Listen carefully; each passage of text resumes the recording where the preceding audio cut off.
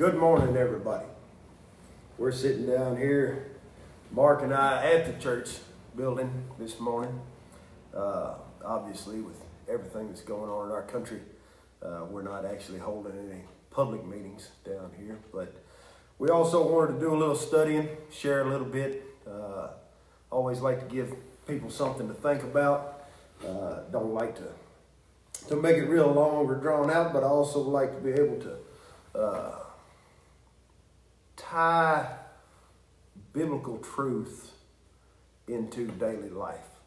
You know, that's really what we ought to be about. If we're going to be Christians, disciples of Jesus, then we need to know how to walk this out on a daily basis. You know, a lot of people take this and they try to, it becomes all about getting saved to go to heaven, and they don't know how to take it and apply it to life, when actually the whole purpose of getting saved is being able to live a saved life right here, right now. We've gotten away from that, and that's part of the reason I think that what the world is going through right now is a blessing in some parts of it, because it's times like this that reveal our true character, where we're stronger, where we're weaker, that type of thing, Some of us spent some time yesterday out on the gun range and practicing and doing stuff, and we figured out where some of us are stronger and some of us are weaker, and how we need to work on our weaknesses to get them stronger, but we've got strengths, and how different parts of those strengths we can help each other out and do different things. The Bible talks about the testing of our faith builds patience. That's one thing that obviously, myself included, we've obviously been tested in this past week with everything that's going on in this country. My biggest thing that I want to impart to people this morning is, if you always stay ready, you don't have to get ready. There's a lot of wisdom in here that people, and myself included, okay? People have thrown off studying the Bible because they've been taught man-made religion that has biased them against the knowledge that's in this book. So I want to get away from that. I want to get back to, hey, how can we take truth and get knowledge? How can we take what's written in here and get understanding and apply it to our daily life? The book of Proverbs, Ecclesiastes, a couple other ones in the Old Testament was written by the wisest and the richest man that ever lived. And basically Proverbs is nothing but his journal. He was the wisest and richest king that ever lived, King Solomon. And whether you know anything about religion or not, you can study that in history and see the same thing. So if he left us a journal, I want to study and I want to learn. I want to know what he knew. I want to know how what he knew applies to my life, and I can pick those things up and work with them. So for me, one of the easiest things I tell people to do when they first come to Jesus and want to learn, I tell them, man, get in Proverbs. It's got 30 books, one book for each day of the month. Get in there and just 30 chapters. So get in there and just study one chapter every day. That's all you got to do. And do that. And just make it a habit to where that's what we study. I mean, that's what I study. That's what my kids, there's a New International Reader's Version of the Bible it's translated on a third grade reading level. So my kids, they have their Bibles. They can get in there and they can read it. As you continue to read it and get little pieces, you'll get more every time you go through it. Well, one of the things that it says is in the house of the wise are stores of choice food and oil. I think that's like chapter 20, verse 21-ish, right in that range. It says, in the house of the wise are stores of choice food and oil, but a fool devours everything that he has. Now, where I live, most ranchers buy stuff in bulk anyways. We don't want to go to town, every other day. So most of the time we have plenty, to last out for a fire or a bunch of rain, and like we've been having lately, a lot of flash flooding or a drought, or any kind of tornadoes, hurricanes, all that type of stuff. So it's about being prepared. It also applies to money and finances. If we are living inside of our budget, inside of our means, if we're inside that and we have some extra, a week off work because of a bad virus or a couple weeks off work, maybe we're not going to take a vacation later this year, but it's not going to sink us. I'm not going to be worried about losing my house or something if I'm not spending more than I make, or if I'm not spending all that I make. If I'm saving a little bit and setting a little bit aside, and I have a little bit of extra, then it's going to be okay. Now I understand there's people that haven't done that. And now we're being tested. So now it's a great time to get in here and learn what it says and how to do that. Because if we take what it says, you can go to the book of Romans, and I did a little video about when we're not going to have services here. And I quoted Romans chapter 13 about submitting to the authorities. When they ask something, we do it as long as it doesn't go against or violate anything that the Bible teaches. This is our supreme authority, obviously, what God says, but, when they ask us, hey, we don't want any big gatherings, okay. When it was no gatherings over 250 people, we're still going to have service, everything's fine, because we're not going to have more than 250 here, unless we're standing room only.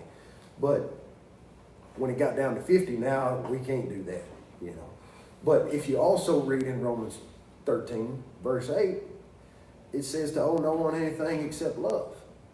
So if we are abiding by the teachings that are in here, and we don't owe anyone anything, which I'm still working on that one too, but if we don't owe anyone anything, if we don't have, payments and interest and debt and all that other stuff holding over our heads, yeah, a couple weeks off work, it may be changing a few things.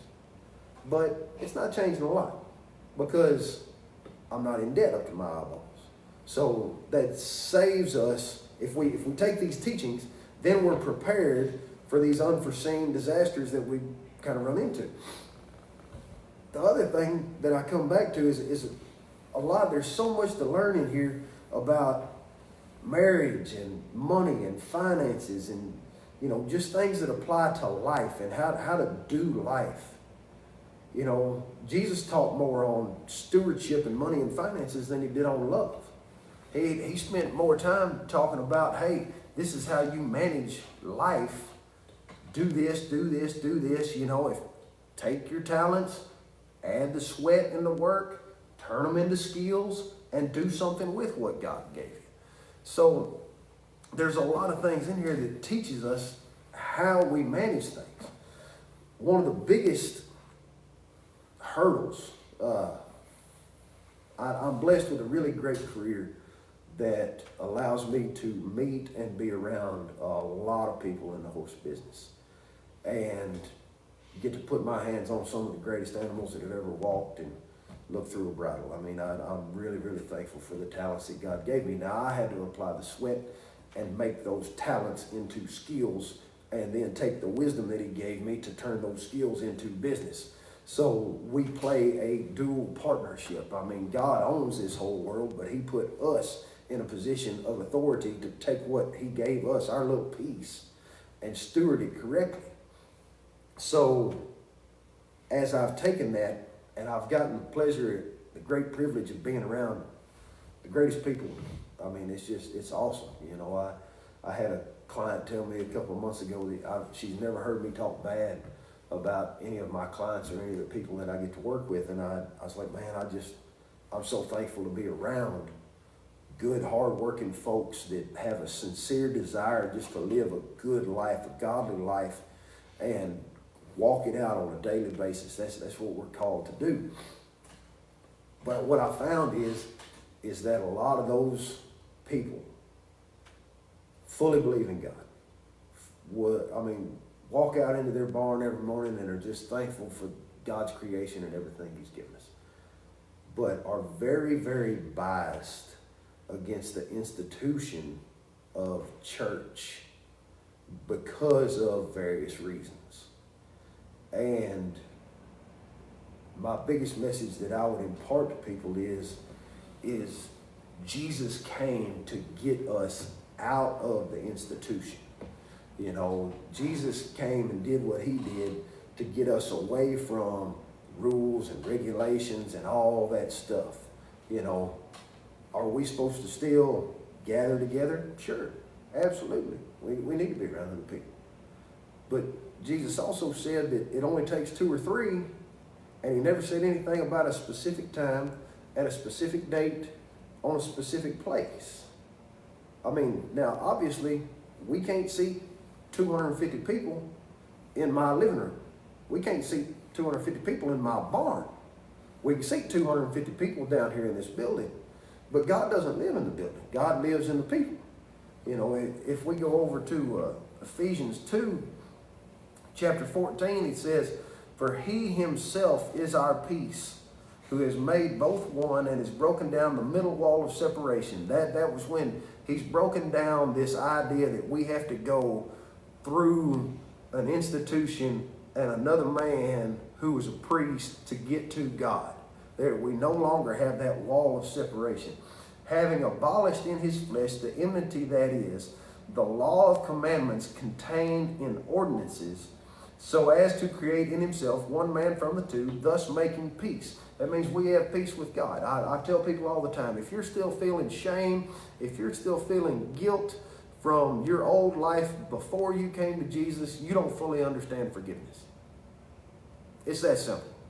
If you fully understand forgiveness and you fully understand what he's done, what you did, gone. Forget it. Roll on. There's nowhere in this Bible does it say that I'm just an old sinner saved by grace. Everything in this Bible says I'm a new creation. Old things have passed away. All things have become new. Let's go. So he's done that, and he's made peace, and that he might reconcile them both to God in one body through the cross, therefore putting death the enmity.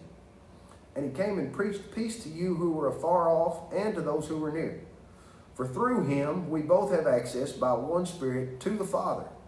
We don't have any more. There's no man-made mediator. You know, I lead down here, and a lot of people are finding out about it because of all this stuff and me putting videos on Facebook.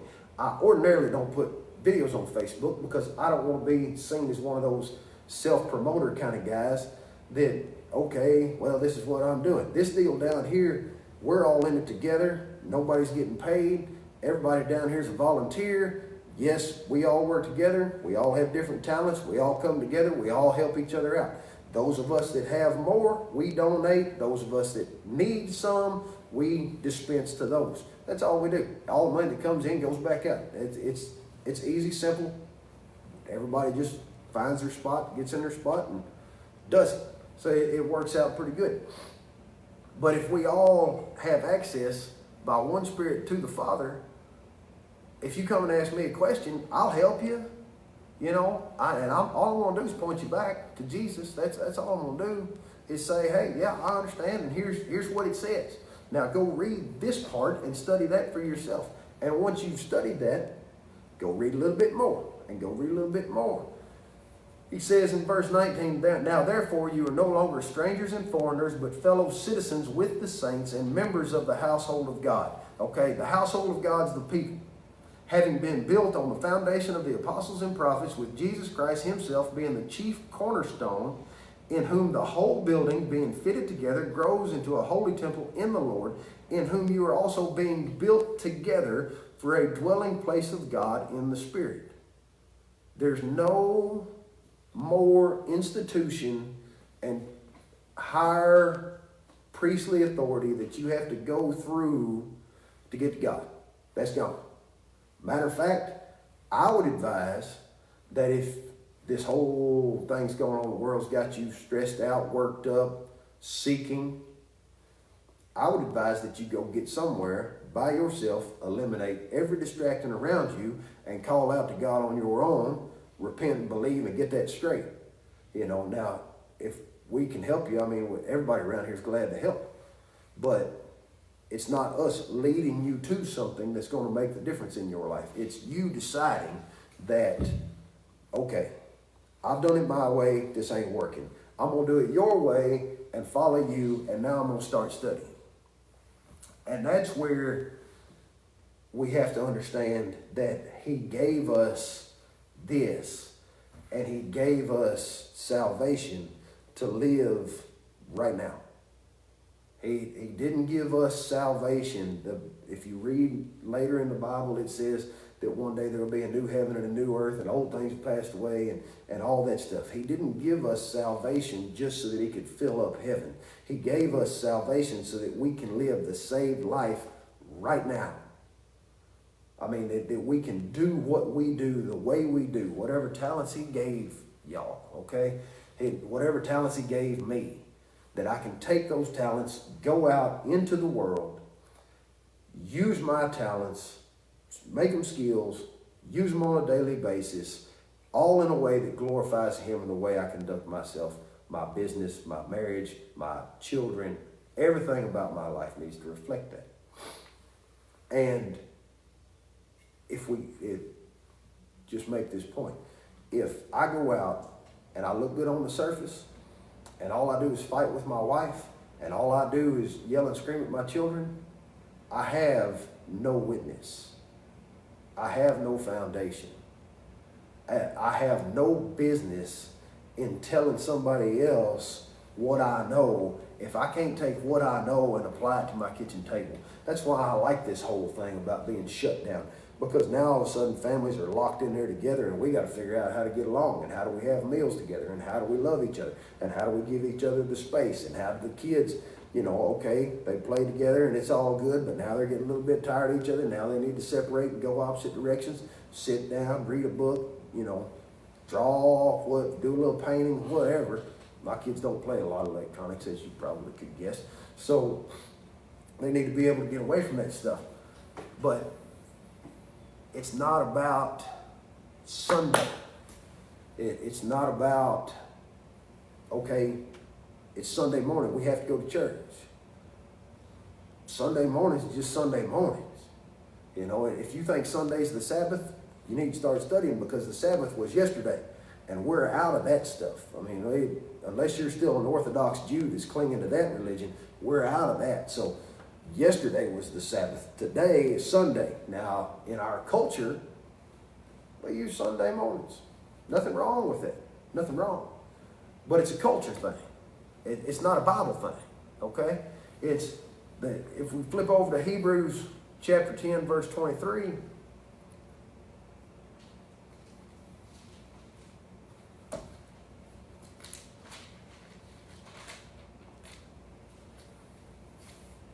Hebrews chapter 10, verse 23 says, "Let us hold fast the confession of our hope without wavering. For he who is promised is faithful, and let us consider one another in order to stir up love and good works, not forsaking the assembling of ourselves together, as is the manner of some, but exhorting one another, so much the more as you see the day approaching." The idea is we're supposed to stir each other up in love and good works, and exhort each other, and help each other. Not avoid assembling together. And I'm all for Sunday mornings. I like it when we've got, you know, big crowds in here and all that stuff, and everybody's helping each other out and loving each other, and, you know, finding out what can we do and how can we help over here, and who needs this over there, and how can we, it's awesome. It's awesome. But it's also awesome to stand in a barn as a bunch of brothers and sisters in Christ and ride horses all day. You know, it's also awesome to be out there working together and enjoying each other's company and encouraging each other, and, I mean, getting kids to do things they've never done before. And, you know, yesterday's a great example. We spent yesterday out doing some things on the gun range that a lot of us hadn't done before, and learning from a guy that knows more than we do, so that we can all learn where we're strong and where we're weak, and help each other and encourage each other. And that's daily life. You know, I mean, some of the best conversations I've had with people have been standing in barns, deer camps, dove hunts, I mean, you know, working construction all day, just wherever, just out doing life, you know, riding down the road in a pickup truck. Man, I'm going to tell you, there's been a lot of good conversations in there. And that's the way we ought to just be living. That should just be our daily life. We shouldn't be putting emphasis on a certain schedule. We should be putting emphasis on how we're going to live all day, every day, all the time. And that's where, if y'all watched the little preview that Mark and I did Friday night, we were setting all this up because neither one of us are very technologically savvy. So we're setting all this up, and we decided, well, we better go ahead and run a test run, which is a good thing we did because we didn't have everything set up right. But Friday night, we got us a little test run in, and I said about how training horses and Bible study go hand in hand. And it does. I mean, it's so simple. You have to have somebody to help you to misunderstand it. I mean, it's so simple. And we have gotten, my good buddy Jeff said one time, he said, we have taken Jesus and we've made a copy, and then a copy of the copy, and then a copy of the copy, and then a copy of the copy, and a copy of the copy. Now, anybody that's ever run a Xerox machine knows exactly what I'm talking about. If you take an original and then you copy the copy and copy the copy and copy the copy and copy the copy, you end up with a very, very poor representation of the original that you started with. Well, that's what we've done in our society. We've taken the true Christ, following Jesus, being a disciple, and we've had so many little, well, we copied it, and then we copied this, and we copied that, and every time we added our little twist on things, that we've gotten away from just simple, straight truth. And I try to tie it back to horse training. Nobody was ever born knowing how to ride a horse. Now, some of us got started early in life, some of us got started later in life, but nobody was ever born knowing how to go out there and lope one around, change leads. That's just that simple. Nobody was ever born knowing every single bit of this. You know, everybody had to grow in it. Everybody had to get started somewhere. Everybody had to grow in it. So being a disciple is a lot like learning how to start riding. And when I'm talking about riding, sitting on top of one with a leg hanging down each side is not riding, okay? I mean, loping one around to the left in the right lead is not riding, all right? I'm talking about actually, you know where the feet are underneath you. You're going to be able to position them. Some people are really good. Some people are not so good. Some people are getting started. But nobody at the really good, the higher level of competition, ever knew how to do it when they were born. Every one of them had to grow into it. Nobody that's mature as a Christian ever knew all this stuff. They had to learn it and grow into it.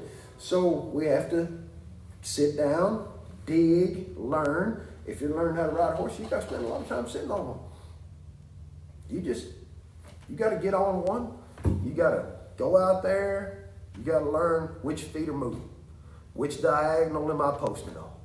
Which foot's coming off the ground because I can't move a foot that he's standing on. Which way is his weight shifting? All of that stuff. We have to learn all that. We have to learn this. We have to learn basics. We have to learn, okay, how does this piece tie to this piece, to tie to this piece, to tie to this piece. And just like training horses, if he won't ride around good at home, he darn sure is not going to ride around good when you take him to town. I mean, that's just the way it goes. So if you can't take this and make it work at home, you can't go out and teach somebody else how it's supposed to be when you go to town. You got to make your home right. You take care of wife, spouse, husband, home, marriage, kids. Then we go out and we start the body of Christ and other people and all that stuff. And if we ever forsake this, we're in error. We got to go back and do it the way that the promise of Abraham and that covenant lines out. Abraham, Sarah, son, family, people, world, on down. I mean, that's how the whole deal works. So that's how we have to work it. Same as riding horses. You know, my kids, they're coming along good, but they're learning how to saddle correctly, how to check and make sure that, you know, nothing's getting pinched, how learn how to pick up the correct diagonal when they're trotting, learn how to pick up the correct lead, learning how to sit correctly when they stop, learning how to get out of his way so that he can move to the left or the right, all that type of stuff. Sometimes that needs a coach, okay?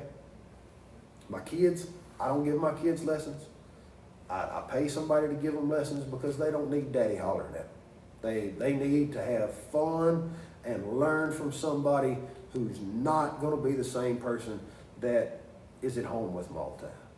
So I take them and I get them a coach. I get them somebody that knows how to coach kids, how to teach. Claire does a great job. I mean, she does. She shows them this is how this fits, this is how this works, and I just get out of the way. Now, sometimes when we're studying and learning, sometimes we need a coach. So sometimes we need somebody that we can bounce some ideas off of. That we can say, hey, I've been reading this, but I'm not a little clear on it. I've been trying to pick up the left lead and lope off correctly, but I'm not a little clear on it. Hey, help me. I have a coach. I have somebody that I go to and ask about positioning and all that type of stuff. You know, we all need to work together to gain certain skills and stuff, but we also have to practice at home. You cannot go ride your horse with a trainer one day a week and think that you're going to get better. You go one day a week, you get some instruction, you go home, and then you practice, and then you go back and you get some more instruction, and then you go home and then you practice. It does no good just to go once. It really does no good to show up at a show having never rode your horse. You're not going to win. You can't come in. The trainer's been riding the horse 6 days a week, and now you're just going to walk in, get on, and somehow pull this off. It's not going to work. You can't come to church and not do anything, and not follow the directives, not be a disciple, not have a submitted life to where you want to learn what God says and how to do it. You can't do that and then go in front of the judge and think you're going to win. We wouldn't do it with horses. We can't do it with people. But we have taken this idea of seek and ye shall find and turned it into sit on your butt and somebody will hand it to you. Not around here. You know, around here, we're all responsible. We all have to do it. We all have to dig. We all have to work together. And then when we have questions, then we come together, and just like I read just a minute ago about exhorting each other and stirring each other up in love and good works, we bounce ideas off of each other. We learn from each other. We help each other grow. We give a lot of grace and mercy to each other so that we all benefit. Just like pre-works. Same thing. You know, we take these horses, and this trainer, you know, they're the higher level trainers. The more I get around higher level trainers, the more I see them working together. Where this trainer, hey, can I come over and ride mine at your place? You bet. So then they haul over here to this other trainer, so they ride them around over there. They get that horse out and they expose them to new things. And then the next week, they all haul them over to somebody else's. And they get those horses out and they expose them to new things. But at the same time, those trainers are bouncing ideas off each other. Hey, how's this working? How's that working? What do you think about this? Hey, ride this one for me and see if you're feeling what I think I'm feeling. Because obviously I've got a little catch in here somewhere and I need to figure out how to get past it. And a lot of times, those older trainers, with experience, with knowledge, and a lot of practice, they pick up on those little details and they teach. And they have a whole lot of knowledge and input that when they see somebody working, trying to learn and study, they're willing to give them a little help. Hey, try this will help you a little bit. Try this will help you a little bit.